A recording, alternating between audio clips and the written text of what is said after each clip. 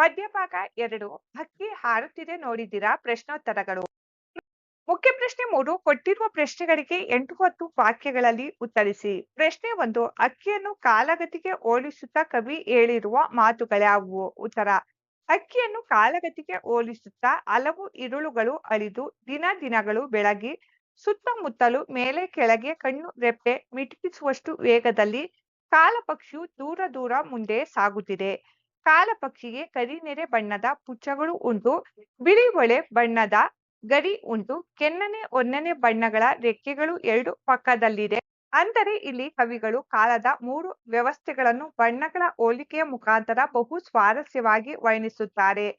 ತಾರತಮ್ಯ ರಹಿತ ಸಮದೃಷ್ಟಿಯಿಂದ ಕೂಡಿದ ನೀಲಮೇಘ ಮಂಡಲ ಸಮಬಣ್ಣದಂತೆ, ಅನಂತ ಆಕಾಶದಲ್ಲಿರುವ ಮುಗಿಲಿಗೆ ರೆಕ್ಕೆಗಳು ಮೂಡಿದಂತೆ, ನಕ್ಷತ್ರ ಮಾಲೆಯನ್ನು ಧರಿಸಿಕೊಂಡು ಸೂರ್ಯಚಂದ್ರನನ್ನು ಕಣ್ಣಾಗಿಸಿಕೊಂಡು ಅಕ್ಕಿಯು ಹಾರುತ್ತಿರುವ ನೋಟ ಅದ್ಭುತವಾದುದು ಎಂದು ಕವಿಗಳು ವರ್ಣಿಸುತ್ತಾರೆ. ಕಾಲಪಕ್ಷಿಯು ತನ್ನ ಪಯಣದಲ್ಲಿ ಅನೇಕ ರಾಜಮನೆತನಗಳನ್ನು ಸಾಮ್ರಾಜ್ಯಗಳನ್ನು ಬೆಳೆಸಿದೆ. ಅನೇಕ ರಾಜ್ಯ ಸಾಮ್ರಾಜ್ಯ ಕೋಟೆ ಕೊತ್ತಲುಗಳನ್ನು ನಾಶಗೊಳಿಸಿದೆ. ಭೂಮಂಡಲದ ಮೇಲಿರುವ ಖಂಡಗಳನ್ನು ತೇಲಿಸಿ ಮುಳುಗಿಸಿ ಪ್ರಾಕೃತಿಕ ಬದಲಾವಣೆಗಳಿಗೂ ಕಾರಣವಾಗಿದೆ. ಸಾರ್ವಭೌಮರೆಂದು ಮೆರೆಯುತ್ತಿದ್ದ ಸಾಮ್ರಾಟರ ನೆತ್ತಿಯನ್ನು ಕುಕ್ಕಿ ಅವರ ಅಹಂಕಾರವನ್ನು ಮೆಟ್ಟಿ ನಿಂತಿದೆ.